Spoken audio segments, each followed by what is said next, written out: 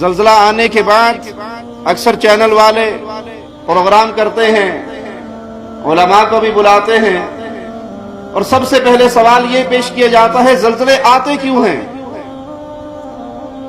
شرم نہیں آتی یہ سوال کرنے والوں کو؟ یہ سوال اس ٹی وی چینل پہ بیٹھ کے پوچھا جا رہا ہے کہ زلزلے آتے کیوں ہیں جس چینل پر 24 گھنٹے فاحشہ اور بدکار عورتیں ناچتی ہوئی تھرکتی ہوئی نظر آتی ہیں، جہاں ساز، ڈانس، گانے، باجے، گھنگروں کی آواز گونجتی ہے، جب زنا عام ہو، جب شراب عام ہو، جب ناچنے والی سروں پہ مسلط ہو، تو آسمان سے پھول گریں گے یا زلزلے آئیں گے؟ زلزلے کیوں آتے ہیں؟ جب اللہ کو ناراض کیا جائے تو زلزلے ہی آتے ہیں، اور اس موقع پہ جب زلزلے آئیں، طوفان آئیں، مصیبتیں آئیں، عذاب آئیں، تو یہ سوال کیا جائے زلزلے کیوں آتے ہیں؟ اپنی اداؤں پہ غور کرو، زلزلے کیوں آتے ہیں؟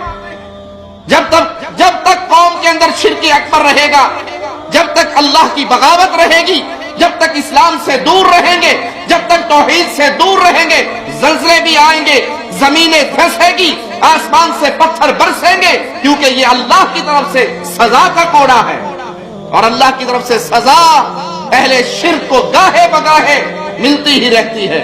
عقل مند ہے وہ جو ان سزاؤں کو دیکھ کر توبہ کرتا ہے، رجوع کرتا ہے اللہ کی طرف، معافی مانگتا ہے، اللہ کو راضی کرتا ہے۔ اور ظالم ہے